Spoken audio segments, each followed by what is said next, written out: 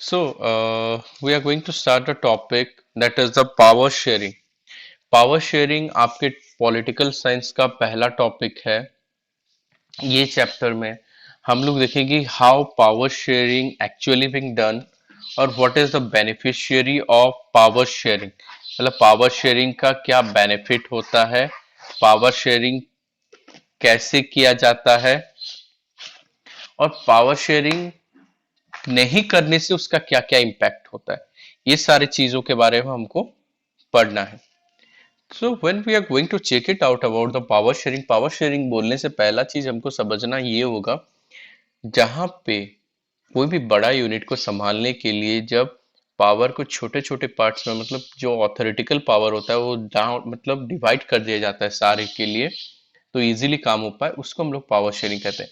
Take इन example, अगर आप अपने घर में जाते हो देखते हो कि सारा काम अगर पर्टिकुलरली किसी एक को बोला जाए तो वो काम जल्दी होता नहीं है। It take a lot of time and उतना इफिशिएंटली नहीं होता। If all the things has been distributed among different different peoples in your home, अगर घर में 5 लोग हैं और पांचों को अलग अलग काम डिस्ट्रीब्यूट कर दिया जाए, अलग अलग काम को, तो वो क्या हो जाएगा, वो हर काम इफिशिएंटली और एट ए टाइम होके आएगा। वो इफिशिएंटली होगा, सब अपने अपनी जगह में अपना अपना काम चलेंगे और उसका बेनिफिट सबको मिलेगा। तो that's a thing about the power sharing. तो ये पावर शेयरिंग समझने के लिए हमको दो स्टोरी पढ़ने हैं। आपको दो केस स्टडी दिया हुआ है, एक है बेल्जियम के बारे में और एक है श्रीलंका के बारे में। When we are talking about the Belgium, तो बेल्जियम का जब बात करते हैं तो बेल्जियम का खासियत ये है कि बेल्जियम इज छोटा सा एक यूरोपियन कंट्री है, whose capital is actually Brussels. Belgium का कैपिटल है ब्रुशल।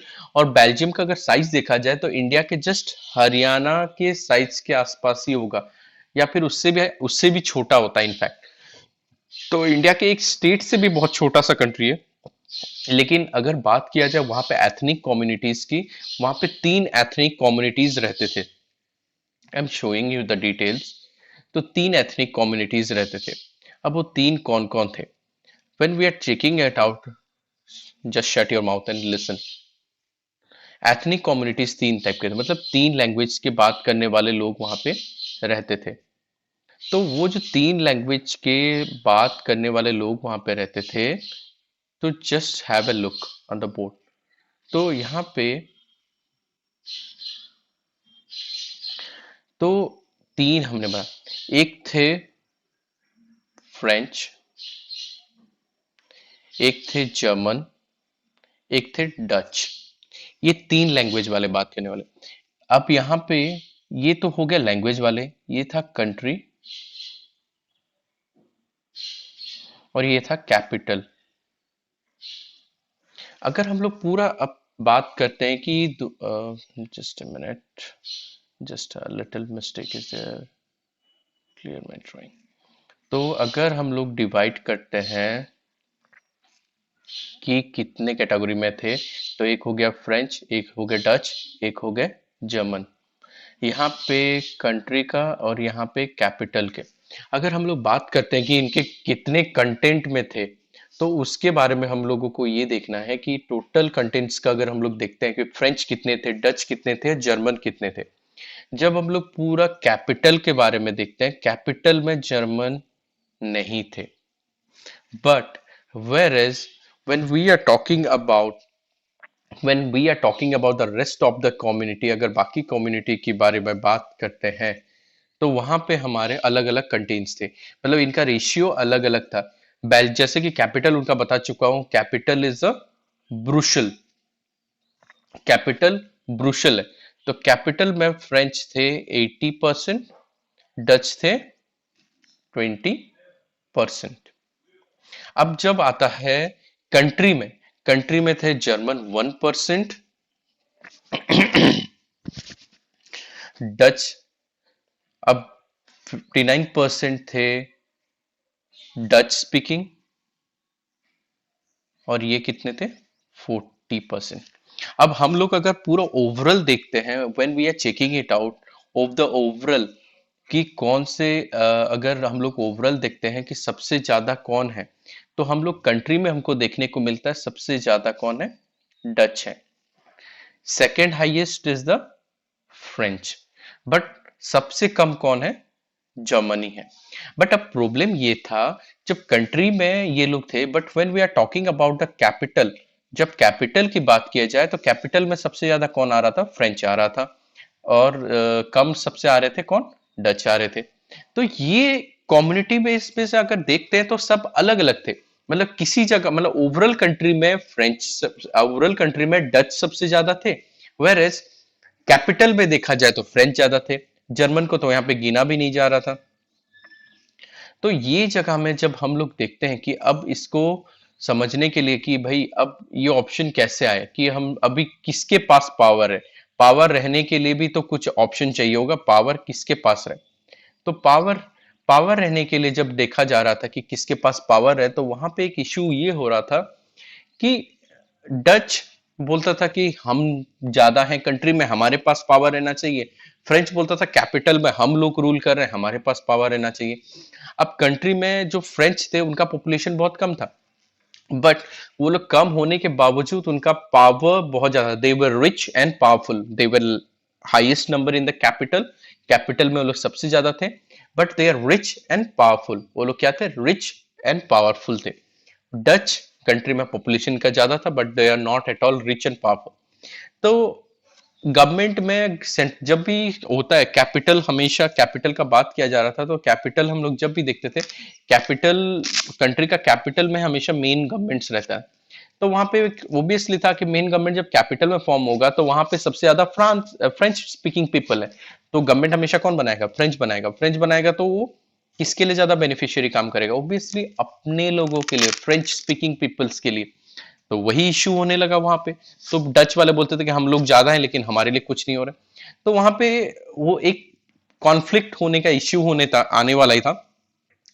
तो बेल्जियम के जो गवर्नमेंट ने, उन्होंने एक सोच लगाया कि चलो ठीक है, we are doing something good. तो क्या बोले? सो उन्होंने अपने गवर्नमेंट को 3 टाइप्स में डिवाइड कर दिया। 3 टाइप में क्या क्या? उन्होंने बोल दिया कि जो जहां पे रहेगा they will be forming their own government, means in the sense capital में, कैपिटल में जो रेशियो, जितना रेशियो है उसके हिसाब से वो लोग गवर्नमेंट फॉर्म करेंगे। मतलब कैपिटल में डच भी हैं और फ्रेंच भी हैं, तो दोनों मिलके वो गवर्नमेंट फॉर्म करेंगे। मतलब वहां पे फ्रेंच ज्यादा रहेंगे, और डच कम रहेंगे।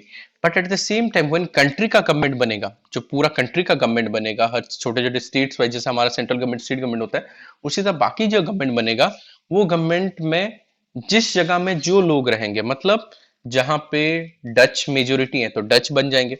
अब तीसरा बना था लोकल गवर्नमेंट, कम्युनिटी गवर्नमेंट। मतलब अब पर्टिकुलर छोटे छोटे इलाके में चला गया। अब जर्मनी क्या था? जर्मन वाले कहीं पे दिखते थे, 1% थे।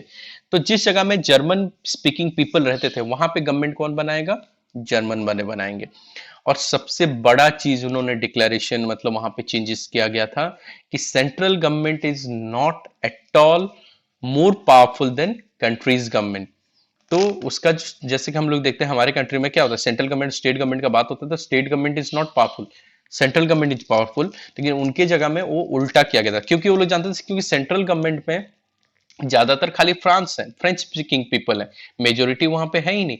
और बाकी कंट्रीज गवर्नमेंट का जो बात आता है उसमें सारे लोग हैं, मतलब उसमें फ्रेंच भी है, डच भी है और जर्मन भी है, तीनों कैटेगरीज आ रहे हैं। इसी वजह से ये तीन। तो ये जो नया सिस्टम लागू किया गया बेल्जियम में, तो बेल्जियम में कोई इश्यू हुआ नहीं। बेल्जियम वाले खुश हो गए, क्योंकि सबको इजीली, अगर कहीं पे भी आपके घर में आपके कोई रिलेटिव्स आते हैं, आप लोग 4-5 भाई बहनों, अगर वो सबके लिए चॉकलेट्स और कैंडीज लाते हैं, आपके पेरेंट्स उसको क्या है, इक्वली डिस्ट्रीब्यूट कर देते हैं, तो आप लोग खुश हो। लेकिन अगर सोच लो कि वो सारा किसी एक को मिल जाता है, बाकी लोगों को नहीं मिलता है, तो ऑटोमेटिकली गुस्सा आता है, चिड़पन आता है, मारेंगे पीटेंगे लेकिन छीन के ले जाएंगे, इस टाइप का आइडिया आता है। तो सेम चीज वहां पे नहीं हुआ। क्यों? क्योंकि वहां पे ओपोजिशन का बात ही नहीं उठा, क्योंकि ultimately the people understand the issue. वहां पे इश्यू समझे, इकोनॉमिक डेवलपमेंट नहीं हो रहा था ये। तो ये सब चीज सोच के 1950-60 में उन्होंने ये सिस्टम स्टार्ट किया और उनका बहुत अच्छे से हो गया। तो अब यहाँ पे हम लोग देखें कि ये कंट्री एक था जिसने पावर शेयरिंग कर लिया, अपना सारा पावर, ऑथोरिटिकल पावर, मतलब गवर्नमेंट बनाने का पावर जो था, ऑथोरिटिकल पावर था, वो शेयर करवा दिया। अब दूसरा केस स्टडी है श्रीलंका का। जब श्रीलंका का बात करते हैं, श्रीलंका में दो एथनिक कम्युनिटीज रहते थे। एथनिक मीन्स वहां के मूल निवासी बोल सकते हैं, उनके बेसिक्स लैंग्वेज के हिसाब से। एथनिक कम्युनिटी में दो आते थे, एक थे तमिलियंस और एक थे सिंहलीज। तो सिंहलीज और तमिलियंस रहते थे, जिसको सिंहली बोले, सिंहला कम्युनिटी बोलते हैं। तो श्रीलंका आजाद हुआ था 1948 में। उसके बाद वहां पे देखा गया तो दो मेजर कम्युनिटी थे, एक तमिलियन कम्युनिटी थे और एक थे सिंहलास कम्युनिटी। अब बात यह था कि सिंहलास कम्युनिटी क्या थे, वहां के मूल निवासी थे, मतलब they were the natives of that place. अब तमिलियंस फिर दो पार्ट्स में डिवाइड है। एक तमिलियंस थे जो श्रीलंकन तमिल्स थे, मतलब वो पहले से ही श्रीलंका में रहते थे। और दूसरे तमिलियंस कौन थे, इंडियन तमिल्स थे, मतलब जो ब्रिटिश एरा में ब्रिटिश लोगों ने जिनको इंडिया से लेकर इंडिया से लेकर ऑलरेडी उनको रखा हुआ था श्रीलंका में, जहां पे उनसे काम करवाया जा पाए एज ए इंडेंजर्ड लेबर के रूप में, मतलब उनको एक बंधुआ मजदूर टाइप के रूप में उनको काम के लिए रखा गया, बंधुआ मजदूर के रूप में काम करने के लिए रखा गया था। तो वो थे इंडेंजर्ड लेबर के रूप में उनको रखा गया था। अब ब्रिटिश तो चले गए, कुछ लेबर चले, लेकिन कुछ लेबर वहीं पे रह गए थे। तो उनके जो खानदान वाले वंशज वाले अब धीरे धीरे वहां रहने लगे। तो इन द ईयर 1956 जो सिंहला के गवर्नमेंट था, उसने सिंहला गवर्नमेंट ने वहां पे एक नया रूल पास कर दिया। And what was that rule, Sinhala government ने एक रूल पास किया था कि वहां पे जो श्रीलंका है आज से एक बुद्धिस्ट कंट्री बोल के है, मतलब the official religion is Buddhism, वहां पे ऑफिशियल रिलीजन बुद्धिज्म हो जाएगा। Okay done, accepted, people accept कर लिए, कोई इशू नहीं है उसके लिए। दूसरा चीज कर दिया गया, Sinhala is the official language, जो सिंहलीज लैंग्वेज, सिंहला का जो ऑफिशियल सिंहला है वो ऑफिशियल लैंग्वेज हो गया, उसको भी कैजुअली एक्सेप्ट कर लिए। तीसरा चीज जब किए, वो क्रिएट किया इश्यू। तीसरा क्या था, तीसरा था कि अपार्ट फ्रॉम दीज टू, वहां पे तीसरा बोला गया जॉब्स के लिए, एजुकेशनल इंस्टीट्यूट, यूनिवर्सिटीज में सिंहलास के लिए सीट रिजर्व रहेगा। दो दे वर द मेजोरिटी, वहां पे मेजोरिटी होते हुए भी वहां पे बोला गया कि सिंहलास के लिए सीट रिजर्व रहेगा, बट तमिलियंस के लिए सीट रिजर्व नहीं रहेगा। तो ये जब चीज हुआ तो श्रीलंकन तमिल्स को फील हुआ कि वी वेर, मतलब जो तमिलियंस कम्युनिटी थे, तो उनको फील हुआ कि हम लोग अलग हैं, क्योंकि रिलीजियस ग्रुप के हिसाब से जो तमिलियंस थे, तमिलियंस कुछ लोग क्रिश्चियन थे, कुछ लोग हिंदू थे, कुछ लोग मुस्लिम्स थे। तो ये लोगों को फील होने लगा कि हम लोग इंफीरियर है, श्रीलंका में हमको वो रेस्पेक्ट है, क्योंकि पहली बात तो इन्होंने ऑफिशियल रिलीजन बुद्धिज्म को रख दिया। ऑफिशियल रिलीजन बुद्धिज्म है, मतलब बुद्धा को खाली मतलब किया जाएगा, बाकी कोई रिलीजन को ऑफिशियली सपोर्ट नहीं होगा।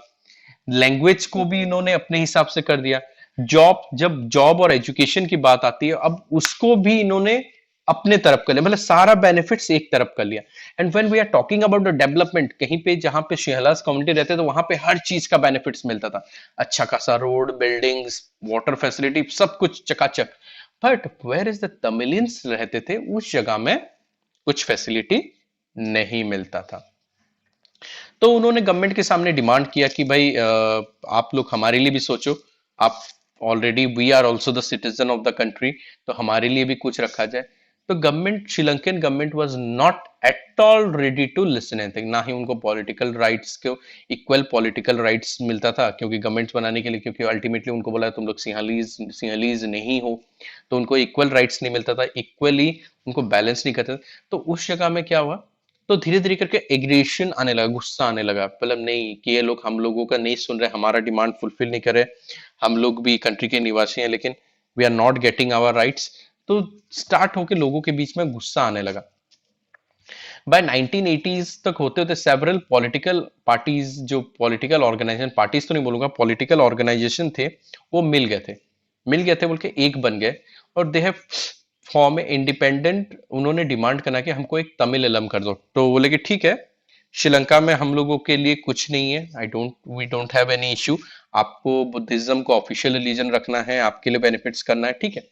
जब हमारे लिए कुछ नहीं है, हम लोग टैक्स पे करते हैं, सब करते हैं, बट हमारे लिए अगर कुछ बेनिफिट नहीं है, तो एक काम कीजिए, आप एक बहुत अच्छा सॉल्यूशन हम लोग देते हैं, बोले वो लोग क्या बोले, आप श्रीलंका को 2 पार्ट में डिवाइड कर दो, आप अपने पार्ट में रहो और जहां पे हम लोग तमिलियंस लोग जो कोस्टल एरिया में हम लोग रह रहे हैं, हमको वो जगह दे दिया जाए हमको। लेकिन ये चीज के लिए श्रीलंकन गवर्नमेंट कभी भी रेडी नहीं था। वो बोला था मैं श्रीलंका को डिवाइड नहीं करूंगा। तमिलम जो कि नॉर्दर्न श्रीलंका का बात, नॉर्दर्न एंड ईस्टर्न श्रीलंका का बात था, वो जगह को डिमांड कर रहे थे। तो बोला कि नहीं, जिसके वजह से वहां पे दो कम्युनिटी के बीच में बहुत ज्यादा डिस्प्यूट जारी हुआ, बहुत ज्यादा प्रॉब्लम्स हुआ और वहां पे अल्टीमेटली सिविल वॉर होना स्टार्ट हो गया, लड़ाई होना स्टार्ट हो गया। वहां लड़ाई ऐसा हुआ कि उस लड़ाई के चक्कर में इकोनॉमिक डेवलपमेंट ठप, एजुकेशन बर्बाद हो गया, हेल्थ बर्बाद हो गया, सारे लोगों मतलब सिविलियंस जो कॉमन पीपल है वो मरने लगे। ये उस टाइम की बात है जब राजीव गांधी इंडिया के पीएम थे। तो श्रीलंकन गवर्नमेंट ने राजीव गांधी को, आप लोग अगर पढ़ोगे, राजीव गांधी को सपोर्ट के लिए बुलाया था। राजीव गांधी ने इंडिया से इंडियन आर्मी को भेजा भी था। उसने बोला था कि आपके जो तमिलियन लोग हैं ना, वो यहाँ पे डिस्टर्बेंस क्रिएट कर रहे हैं, आके उनको ले जाओ। तो उनको ये वाला चीज बोला गया था। हालांकि उनको ये चीज बोला गया था कि आप उनको ले जाओ। तो वो उस टाइम गए हुए थे, हालांकि वैसा कुछ हुआ लाया पाया बहुत कम है। कुछ तमिलियंस उस टाइम वहां से यहाँ आ गए इंडिया में। तो जो इंडिया में आ गए थे उनको इंडिया के सिटीजनशिप मिला था। बट हालांकि जितने भी तमिलियंस रहते वो बोले कि नहीं, ये हमारा घर ये है, मेरे 2 पीढ़ी से 3 पीढ़ी से यहीं पे रह रहे, तो मैं यहाँ से क्यों जाऊँ, ये मेरा ही घर है। तो दे स्टार्टेड टू अपोज और बहुत ज्यादा इंडियन गवर्नमेंट ने, हालांकि आर्मी वहां पे पहुंचा था कुछ महीने बाद, इंडियन गवर्नमेंट को फील हुआ कि नहीं, हमारा आर्मी वहां पे रहना अच्छी बात नहीं है। दे रिटर्न बैक, वो रिटर्न आ गए थे। तो ये चीज था कि इम्पैक्ट था कि सोच लो, वहां पे एग्जाम्पल हम लोग देख रहे, एक ब्रुशल था और एक श्रीलंका था। ब्रुशल में जहां पे तीन कम्युनिटी को तीन कम्युनिटी को देख के वहां पे इजीली वहां पे सॉल्यूशन ये कर दिया गया कि भाई हम लोग पावर को डिवाइड कर देते हैं और इजीली सब कोई रहते हैं, अच्छे से रहते हैं। वेयरएज श्रीलंका में यही केस हुआ जहां पे पावर को शेयर नहीं किया गया। मतलब ये लोग पावर को शेयर करने के लिए राजी नहीं हुए। क्यों? क्योंकि ये लोग बोले कि नहीं, ये हमारा है। अब जब पावर खाली एक ही जगह में रहेगा, किसी एक के हाथ में रहेगा, तब हमेशा प्रॉब्लम आएगा ही आएगा। अगर सोच लो, आप एक पार्टी ऑर्गेनाइज कर रहे हो, I am giving an example, आप एक पार्टी ऑर्गेनाइज कर रहे हो, तो पार्टी का डेकोरेशन, खाना पीना, सब कुछ चीज अगर आप अपने हाथ में सिंगल हैंडेडली संभालोगे, बोलोगे तो बोलोगे सर बहुत अच्छी बात है, सिंगल हैंडेडली संभालोगे तो बहुत अच्छी बात है, बहुत अच्छे से होगा। But there will be an issue. अगर सोच लो खाने के टाइम में अगर आप देख रहे हो कि कहाँ पे गेस्ट आए कि नहीं, आपको गेस्ट आ रहे हैं कि नहीं उनको देखना है, इनविटेशन देखना है, डेकोरेशन देखना है, खाना बना कि नहीं देखना है, तो अकेला आदमी इतना सब कुछ अच्छे से नहीं कर सकता। आप खाना बनाने की तरफ जाओगे तो डेकोरेशन का काम कुछ छूट गया, डेकोरेशन की तरफ जाओगे तो इनविटेशन छूट गया, इनविटेशन जाओगे तो और कुछ छूट गया। मतलब कुछ ना कुछ लेकआउट कर। और वही जगह में आप क्या कि आप सुप्रीम अथॉरिटी रहे, लेकिन आप अंडर में 4 रखते, एक जाओ बेटा, एक तुम खाना का देखो, एक डेकोरेशन का देखो, एक इनविटेशन का देखो, और वो आपको रिपोर्ट कर रहे हैं। If they are coming and they are reporting you, then it's a benefit for every people. वो क्या हो जाएगा, वहां पे रिपोर्ट होने के बाद भी वहां पे सबसे बढ़िया चीज क्या होगा, क्योंकि वो पावर शेयर हो गया, सब अपने अपना। अब जो खाना बनाने वाला डिसीजन होगा वो पर्टिकुलरली सिंगल हैंडेडली वो डिसीजन देगा कि हाँ यहाँ पे इसके हिसाब से बनाओ। डेकोरेशन का डिपा उसका टेंशन नहीं रहेगा, डेकोरेशन का कोई टेंशन रहेगा ही नहीं। डेकोरेशन का क्यों टेंशन नहीं रहेगा, क्योंकि उसको चाहिए, उसको कोई चीज चाहिए ही नहीं, क्योंकि वो डेकोरेशन का देखने का मतलब ही नहीं बनता है। उसको डेकोरेशन का क्या मतलब है, क्योंकि उसका फील्ड तो पर्टिकुलरली खाने की तरफ आ गया। किसी का जिसका इनविटेशन है तो वो डेकोरेशन की तरफ क्यों देखेगा, या डेकोरेशन वाला इनविटेशन की तरफ क्यों देखेगा, कि उसका काम अपना है। आखिरी में ये सारे इंटर आखिरी सारे ये सब चीज इंटरलिंक्ड हो जाएंगे। आखिरी सारे ये सारे इंटरलिंक कब होंगे, जब सबका काम खत्म हो गया, एक साथ मिलके आके जो आप अकेले रहोगे आपके पास बताएंगे, तो वहां पे सबका सॉल्यूशन किया जाएगा। दैट इज एक्चुअली इफेक्टिव, जो कि ब्रुसेल में हो रहा था। पावर शेयर कर दिया गया था, इक्वली डिवाइड हो गया था, तो सब डच वाले भी खुश, फ्रेंच वाले भी खुश, जर्मन वाले भी खुश, जो 1% था वो भी खुश था, क्योंकि मुझे बेनिफिट्स मिल रहा है, क्योंकि मेरा बात मेरा गवर्नमेंट सुन रहा है, मेरे पीपल्स लोगों के बारे में सुनाया जा रहा है। Where is in terms of Sri Lanka के में क्या हो गया इशू, श्रीलंका में एक कम्युनिटी सारा बेनिफिट्स ले रहा था, रूल कर रहा था, रूल से कोई इशू नहीं था, लेकिन उसने सारा बेनिफिट्स एक ही तरफ डाल दिया था, बाकी की तरफ का कुछ भी बेनिफिट्स नहीं था। तो ऑटोमेटिकली बात है कि दूसरा कम्युनिटी उसको इंफेरियर, एक बोलते हैं ना इंफेरियर कॉम्प्लेक्स होगा, तो उसको इंफेरिटी फील हो रहा था कि हम लोग के कंट्री के होते हुए भी हमको अलग कर दिया गया है, हमारा बात कोई नहीं सुन रहा है, and we are the sufferer over here. तो इसके साथ देखो आपको दो सिचुएशन बताएं। नेक्स्ट क्लास में हम लोग आगे पढ़ेंगे कि पावर शेयरिंग किस तरह से डिजायरेबल है कि नहीं है, कि पावर शेयरिंग के कितने कितने टाइप्स होते हैं।